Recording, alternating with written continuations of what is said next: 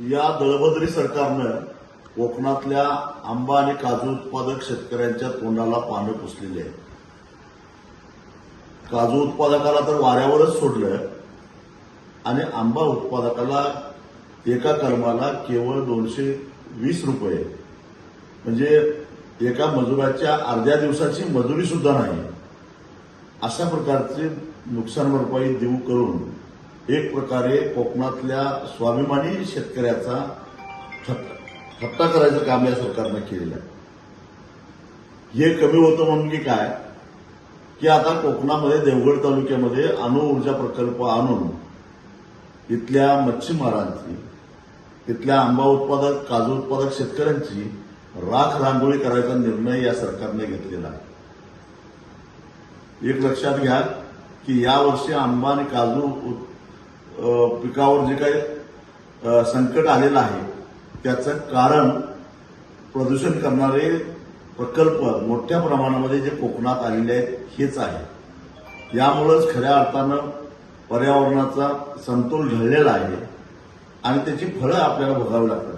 कोकणातली भात शेती तरी संपलीच, पण आहे तो आंबा आणि काजू पीक सुद्धा संपण्याच्या मार्गावर आहे.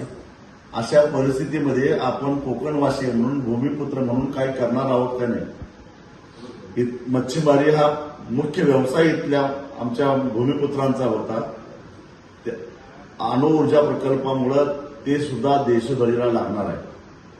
अशा परिस्थितीमध्ये मूठभर पुढाऱ्यांना 4 पैसे कमावता यावेत, कंपन्यांच्याकडून टक्केवारी घेता यावी म्हणून अशा प्रकारचे प्रकल्प आणायचे, त्यातून रोजगार निर्माण करणार अशी भूल उठवायची. प्रत्यक्षामध्ये एक आंब्याचं कलम 15 लोकांना रोजगार देतं हे लक्षात घ्या. आणि मच्छीमारीमध्ये हजारो हात गुंतलेले आहेत. त्या सगळ्या हातांचं काम काढून घ्यायचं उद्योग हे करतायत.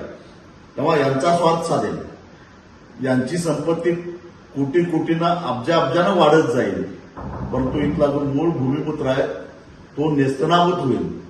आणि मग अशा परिस्थितीमध्ये या सरकारच्या या धोरणाच्या विरोधामध्ये म्हणून उद्या म्हणजेच 3 जुलै रोजी आपण सगळ्यांनी मिळून जलसंवादी आंदोलन करायचं आहे.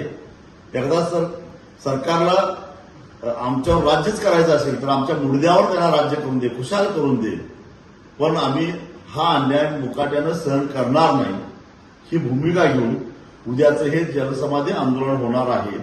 मी आज संध्याकाळीच कोकणामध्ये आलेलो आहे, अनेकांच्यावर बोललेलो आहे. इथल्या दहशतीतला भीक घालायचं काही कारण नाही.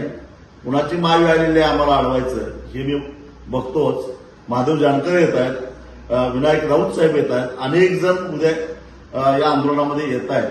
त्यामुळं भूमिपुत्रांनो, कोकणवासियांनो, घाबरू नका. या चिंधीचोर लोकांना अजिबात भीक घालू नका, त्यांच्या धमक्यांना भीक घालू नका. उद्या मोठ्या संख्येनं 10 वाजता देवगडला या सरकारला गुडघे टेकायला लावल्याशिवाय आपण मागं हटायचं नाही, एवढंच मी सगळ्यांना आवाहन करतो.